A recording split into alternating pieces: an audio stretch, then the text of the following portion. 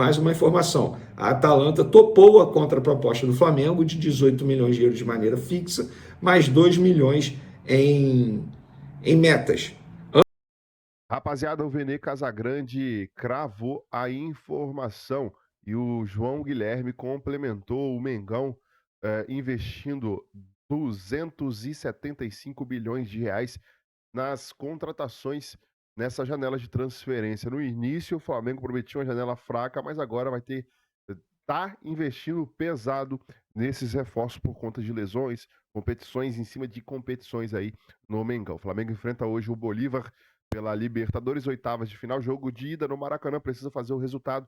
Separei aqui 3 cortes da imprensa repercutindo essas informações aí do Mengão e projetando essa partida. Já se inscreva no canal, aciona o sino, deixa o seu like e vambora pro vídeo. Não, só porque em cima disso, o Calçade, no fim, ele tá falando de uma imprevisibilidade da Libertadores que é inerente a qualquer campeonato de mata-mata, né? Quer dizer, você nem sempre vai ter o melhor vencendo, você tem as classificações, podem ser de azar, pode ser de arbitragem, pode ser de uma felicidade absurda de um jogador específico, enfim, assim são os mata-matas. Nos pontos corridos, não. E por isso eu só queria, e aí agora fazer um elogio ao Tite pela escolha que ele teve diante do jogo do Palmeiras, porque é fácil também olhar para o resultado e depois do resultado fazer a avaliação do o cara acertou, o cara errou. Eu acho que assim, o jogo contra o Palmeiras era um jogo em que o Flamengo não podia poupar os seus principais jogadores. Perfeito. Olhando para a Libertadores. Porque o jogo contra o Palmeiras não era só um jogo em que o Flamengo poderia ganhar 3 pontos.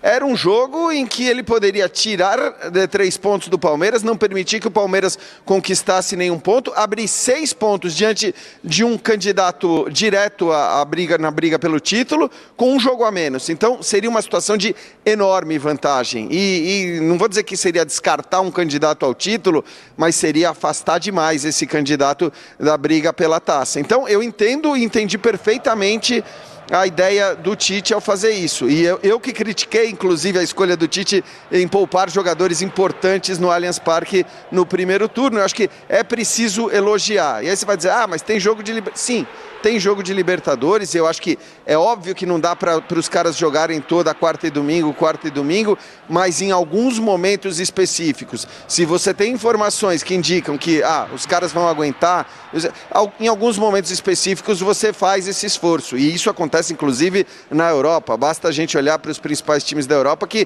às vezes fazem esse esforço. Qual é o grande azar do Flamengo? Porque aí para mim é azar mesmo.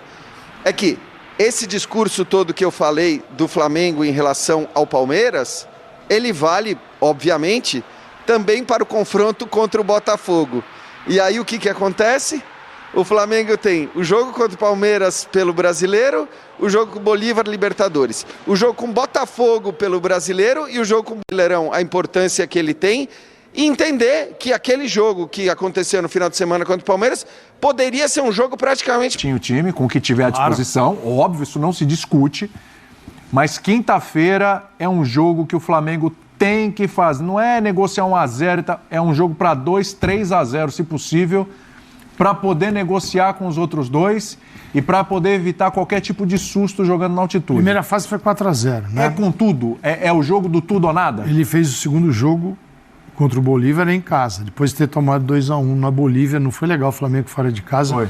Ele primeiro encarou o Milionários em Bogotá, 2.600 metros, não foi bem. E a altitude, cara, para quem não está na altitude, pode parecer uma brincadeira. Quem tem que correr lá é outra conversa. Realmente faz diferença. Então, quinta-feira é o dia de... O mundo ideal é repetir o placar daquele primeiro jogo. Porque aí você leva 4-0 para a Bolívia, você já quebra o teu adversário. Até um 3-0 já estava legal. Você quebra, tá lindo. Você quebra o adversário. O problema é, sim, pode ser... 2-0 é ruim? Gente, ganhar o jogo não é ruim. Mas com 2-0 ele sabe que ele vai sofrer lá. Toma um gol, as coisas ficam justas e a equipe pode sofrer um pouquinho. Porque o desempenho não é igual. Tá? O único time que performou melhor, que teve um desempenho melhor na altitude, na fase de grupos, foi o Milionários, que saiu de 2.600 para 3.600. Veja o que chegou, entendeu? Foi o time, você olhando os números, tudo, você fala assim, eles encararam melhor. Por quê? Porque eles subiram, em relação ao que eles estão acostumados, 1.000 metros. Quem está ao nível do mar vai a 3.600, vai encarar um frio. Outra coisa. Pode ser 0, pode ser -2, tá? Tem sido assim na Bolívia esses dias. Então você pode chegar na hora do jogo com 2, 3 graus, e isso também faz diferença no rendimento, que é o frio, o jogador puxa e não vem, o ar, a bola fica mais rápida, tem menos resistência. Então, uma série de motivos que você tem que minimizar. Se minimiza como? Vencendo bem. Então, esse é o jogo, esse é aquele jogo que tem uma marca especial na tabela ali, que deveria ter para o Tite, falar assim, esse jogo tem que ir com tudo. Ele foi com tudo contra o Palmeiras, não foi, perdeu 2 jogadores. Ele tem, mas valeu a pena assumir o risco. Não estou dizendo que deveria ter ido com os reservas, apenas que, para as pessoas entenderem que o porquê quando você tira um ou outro jogador da partida, para uns é frescura, mas quem está dentro sabe por que está tirando. E sabe também quando vai forçar. E nesse caso, nem eram jogadores que você pega um tendão de Aquiles, tá quase para romper. Ninguém tem essa informação e vai usar o jogador. Mas, eu digo, o jogo pode acontecer, você perder 2. São 2 jogadores importantíssimos. São jogadores de um lado do campo, lado esquerdo.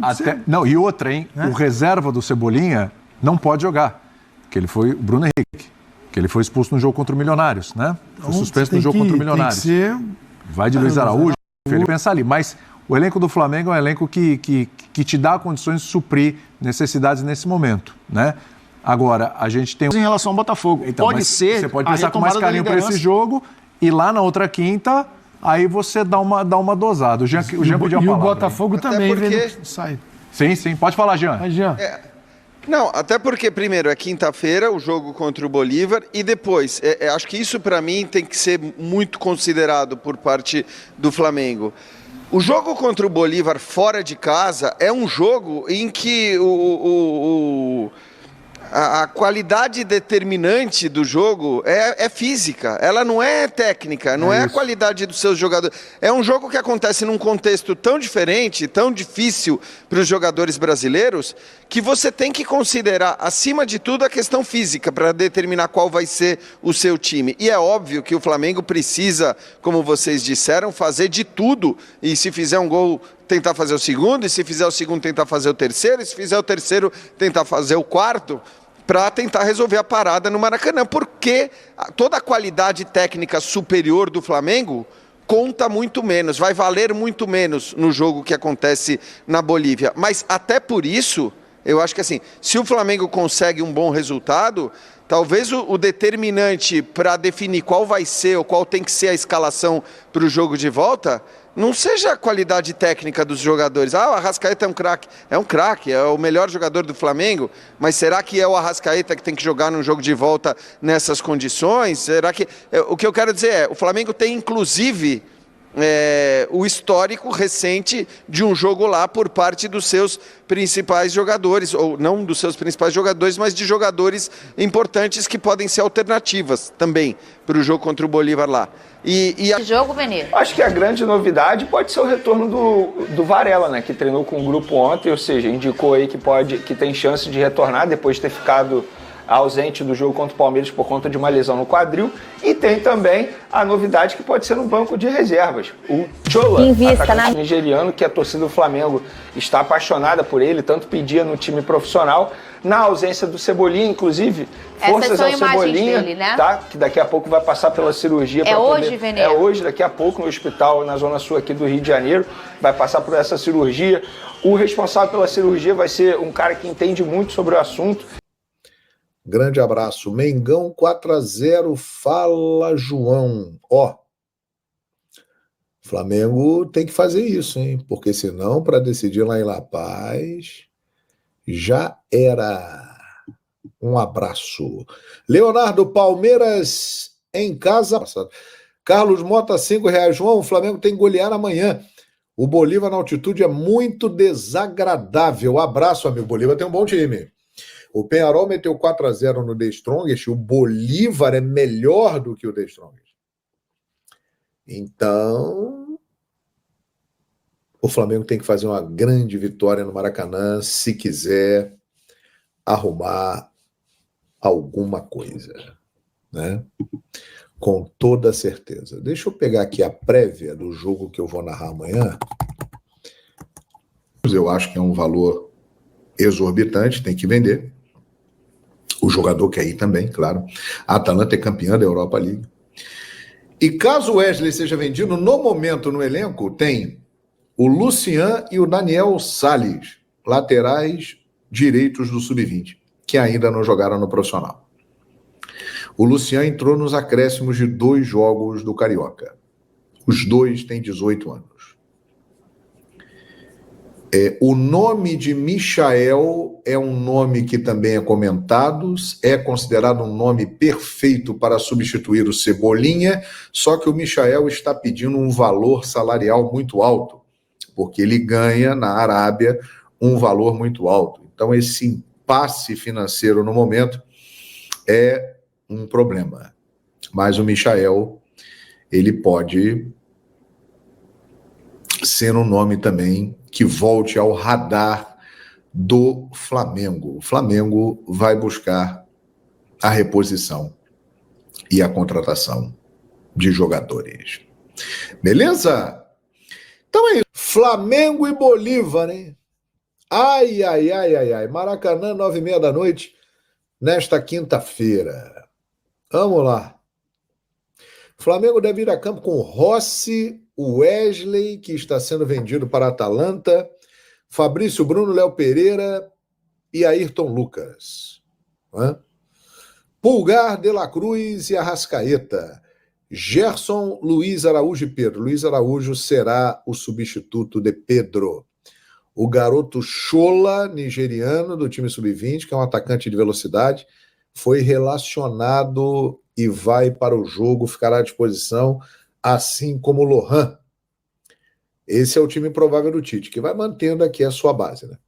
O Bolívar, do técnico Flávio Robato, deve ter Lampe, Sagredo, Orejuela, José Sagredo e Fernandes, Justiniano, Vaca e Salcedo, Velásquez, Paz e Oviedo. Lembrando que o Chico dos Santos, Chico da Costa, brasileiro, ele foi negociado com o Cerro Porteño, né? E desfalca a equipe, ele que foi o principal atacante, junto com Bruno Sávio, brasileiro, que também não aparece aqui nesta prévia. O Flamengo, na fase de grupos, meteu 4-0 no Bolívar dentro do Maracanã. Ou seja, o Flamengo tem que repetir isso, porque senão pode se enrolar na altitude. Mas acho que o Flamengo vai ganhar o jogo e tem que ganhar por uma diferença grande. Perdeu seu melhor jogador, Chico da Costa, é verdade, mas fez contratações aí importantes. O que você acha de Wesley do Corinthians no Flamengo? Atacante, bom jogador, jovem, mas não tenho essa informação, sinceramente. Flamengo, o Michael é considerado o nome ideal para substituir o Cebolinha nesse momento que ele está com o tendão de Aquiles rompido e já passou por uma operação. Vamos para as informações. Vou começar falando desse dinheiro aí que o Flamengo tem a receber. Muita grana. O Flamengo tem mais de 138 milhões de reais a receber por negociações de jogadores no passado recente. João Gomes, 21 milhões e 900 mil reais. Thiago Maia, 21 milhões e 400 mil reais. Vinícius Souza, 18 milhões e 700 mil reais. Otávio, 15 milhões e 900 mil reais. Mateuzinho, 13 milhões e 400 mil reais. Matheus França, 12 milhões de reais. Paquetá, 11,7 milhões de reais. Pablo Mari, 7 milhões e 700 mil reais. Lázaro, 7 milhões e 200 mil reais. Natan, 3 milhões e 400 mil reais. Santos, o goleiro, 3 milhões de reais, e Cauã Santos, um jovem goleiro que foi vendido para o futebol árabe, 2 milhões e 400 mil reais. Então, Flamengo sabe fazer negócio. E por saber fazer negócio, trouxe recentemente a informação que o Flamengo deu um chapéu no Fortaleza, atravessou a negociação e contratou a jovem promessa paraguaia Jorge Mora, de 18 anos, para o Sub-20. E os amigos Flazoeiro e Flabase, os perfis, trouxeram no Twitter todos os detalhes. O Jorge Mora irá assinar contrato com o Flamengo válido até agosto de 2027, isso a gente havia dito. Ele chamou a atenção do departamento de scout do Flamengo na seleção paraguaia, disputando o Sul-Americano Sub-17 em 2023. O Flamengo comprou 50% do jogador por 300 mil dólares, dá em torno de 1 milhão e 600 mil reais. E o Flamengo tem a opção de comprar mais 30% por 250 mil dólares, que dá em torno aí de 1 milhão e 300 mil reais. O Jorge Mora, ele acumula diversas convocações pela seleção da base paraguaia. O Flamengo venceu a concorrência do Fortaleza para contratar o atleta, como a gente havia dito. Então, fica aí a informação. E por falar em Sub-20, o Flamengo está muito próximo de acertar a renovação de contrato do Lohan, jogador que está, uma hora está no profissional, outra hora está no Sub-20, está participando desse processo que o Flamengo sabe fazer muito bem, de lapidar joias, e o Flamengo está mais próximo agora. Lembrando que a negociação pela renovação se tornou até novela. Uma hora já esteve próximo, depois Flamengo e o staff do jogador recuaram, mas agora, talvez até pela necessidade, porque a verdade é essa, o Lohan vai ser muito mais útil ao Flamengo agora, na ausência do Everton Cebolinha, na ausência do Vinha, não tem jeito. O Bruno Henrique, por exemplo, está suspenso para o jogo de quinta-feira. O Lohan pode ser utilizado. E o novo contrato dele, ele assinando, vai ser até dezembro de 2029, com uma multa rescisória de 100 milhões de euros, que dá em torno de 600 milhões de reais. E por falar em milhões, em venda, o Flamengo está negociando a venda de 2 jogadores, Fabrício Bruno e Wesley. Eu já adianto para vocês, o Fabrício Bruno está muito mais próximo de ser vendido pelo Flamengo ao Rennes da França do que o Wesley para a Atalanta da Itália. Inclusive, a Atalanta jogou hoje contra o Real Madrid. E o Fabrício Bruno está muito mais próximo. Eu vou explicar o porquê. Porque é o seguinte, o Flamengo entende que na venda do Fabrício Bruno, os valores, vamos lá, 13 milhões e meio de euros de maneira fixa, mais 1 milhão, ou seja, 1 milhão e meio, ou seja, podendo chegar a 15 milhões de euros. Uma venda absurda para um zagueiro de 28 anos. Mas o Flamengo entende que Fabrício Bruno sendo vendido não terá a urgência de ir ao mercado para fazer uma contratação para repor a saída desse atleta. Muito bem, Nação, tá então a imprensa repercutindo as informações do Flamengo, e só para complementar aí, que o Flamengo não tem urgência de negociar, principalmente o Wesley, né? Primeiro que não vai ter nenhuma negociação antes do segundo jogo das oitavas da Libertadores. O primeiro jogo é hoje, o segundo na semana que vem. Antes disso, nenhum jogador sai, nem o Wesley e nem Fabrício Bruno. E conforme traz aí o Vene Casagrande, Fabrício Bruno está muito mais perto de sair do que o próprio Wesley. Isso porque o Fabrício Bruno, ele é um jogador de 28 anos, é um zagueiro, e estão oferecendo para ele 13 milhões e meio, por ele, né? 13 milhões e meio de euros fixos, dá 81 milhões de reais, mais 1 milhão e meio de euros, ou seja, 9 milhões de reais como bônus. Ou seja, o Flamengo pode lucrar, pode botar no bolso aí 90 milhões de reais por um zagueiro de 28 anos. Os valores do Wesley são bons? São. Só que o Flamengo tem mais zagueiros, né? O Flamengo tem o Davi Luiz, tem o Léo Pereira, tem o Léo Ortiz, que joga muita bola e é pouquíssimo usado como zagueiro, né? Apesar de que a temporada é longa e tudo mais. Porém, tem também outros garotos da base, inclusive o Cleiton é um dos zagueiros que agrada muito o Tite e a comissão técnica. Tanto é que o Flamengo frequentemente recebe muitas propostas, semanalmente, muitas propostas pela contratação do Cleiton, e o Flamengo recusa porque a diretoria entende que é um zagueiro muito promissor, zagueiro de 20, 21 anos, algo assim.